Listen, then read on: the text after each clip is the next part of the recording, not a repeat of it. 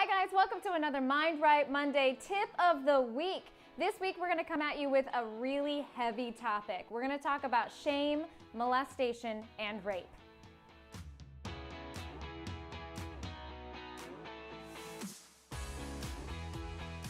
Hi guys, welcome back to another Mind Right Monday tip of the week. I'm Bonnie Kelly.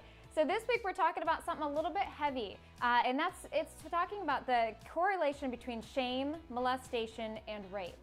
So many of you know my story and many of you don't. However, I had been sexually molested, abused, and raped starting at the age of 8 years old all the way through until my early 20s. And so during that time frame, there's a lot of heaviness and darkness that comes, especially if it's a dark secret. And so there's some nasty statistics out there. In fact, the reason why I wanted to do this video is because I know that 1 out of every 5 women have suffered from some form of sexual molestation or sexual abuse, and 1 out of every 7 men. So that means even if that hasn't affected you personally, thank goodness, there's many people that you encounter that this is a heavy topic that none of us really want to talk about.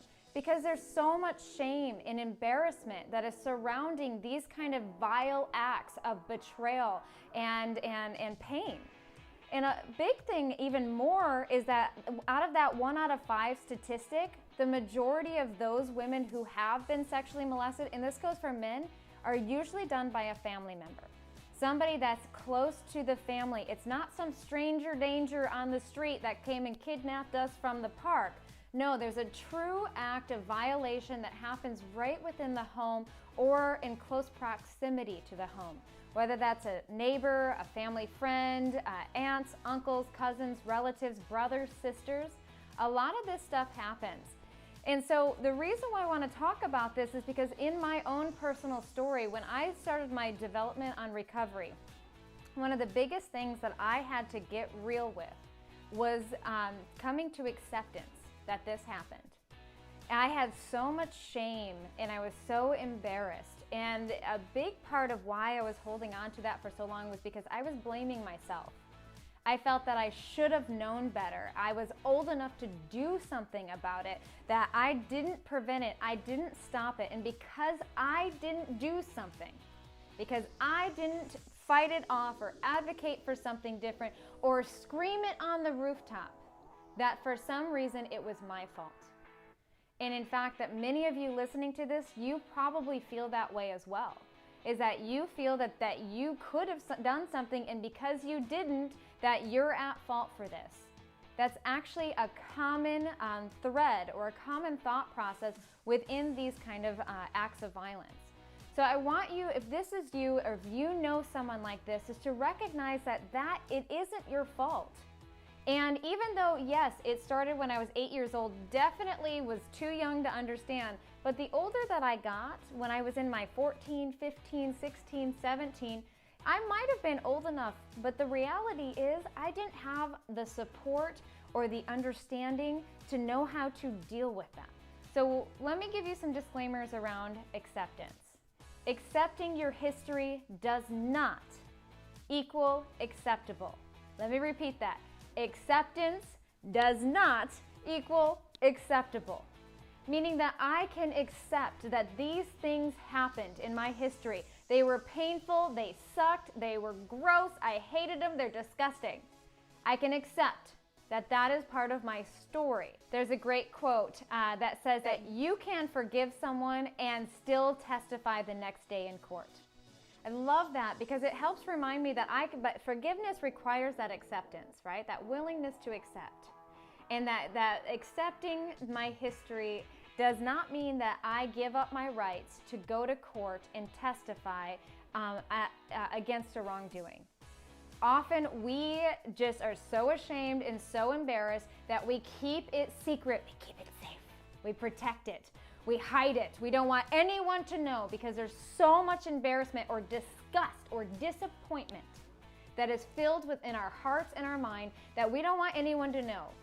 Well, the longer you hold on to that, the longer you're unwilling to communicate and to say that this happened, it sucked, the longer you're willing to deny that, the longer that that shame and that grief and that pain is going to follow you every single day. You have to be willing to share. Here's a little advice. It's okay to cry the first time. It's okay to cry the first 5 times, because the more that you talk and the more that you share, and I'm talking in a safe environment. Now, let me make a clarity around this. What I'm not saying is go out there and tell everybody that you bump into, the Starbucks barista, and say, hey, you know, I had this thing, and cry to that person. You want to really protect your vulnerability, meaning that communicate it with people that you feel safe around. And as you communicate that to them, it's going to be hard, but being willing to talk it out. Find a therapist, find a coach, find someone that's a healthy and engaged environment for you to begin to release this emotion that is just weighing on your heart and in your mind. The next thing, of course, so my third real big thing here is going to be that you need to find support. There are so many online communities, local communities, government-funded communities, nonprofit communities that are here just to support you in getting out of the mental twist that these kind of vile acts and tragic acts will hold on you. And so we can begin to untangle that mess and begin to come into acceptance, begin to forgive ourselves. And I mean truly forgive ourselves for not knowing better, for not doing better, for being incapable of acting. So we can forgive ourselves and then further on take another step forward and forgive other people for the damage that they cause upon our lives and the damage that they cause upon others. And so when we really truly begin that healing process, it is liberating. It is freedom to really be able to stand outside of that shame, to stand outside of that grief and that despair, and to say, yes, these things happen, but you know what? I am a better person today, and I now have compassion and empathy to talk to others because of it. So I know this is a heavy topic. I know that I am really sitting here talking about something most of us are like, I don't want to hear it, I don't want to see it, I don't want to hear it, I don't want to see it. I get it, but it needs to be addressed. This is not a game. This is something that we're talking about your health and well-being. We're talking about your happiness, your joy, your purpose, your passion. All of those are going to be blocked if you continue to ignore and deny the pain that those events caused you. So get involved in a community. Find a support, find that inspiration. There's so many great books out there, and really start to begin that healing process. So you can then use this as a motivator to inspire and uplift not only yourself, but others. Because these acts from your history do not have to control your destiny. All right, guys, I'm Bonnie Kelly. Thank you so much for joining us. Go ahead and comment below. I'd love to hear your guys' advice and your support. Maybe you know of a group or an organization that it'd be great for other people. Let us know about it. And if you have comments or questions you want directly to me, email us at getinspired@bonniekelly.me. I know that this was a heavy topic, and I appreciate all of you that are listening. Be sure to share it with someone that you know who is struggling or hurting with this to help them be able to take that next step beyond it. So until next time, guys, I'm Bonnie Kelly. Thanks for watching.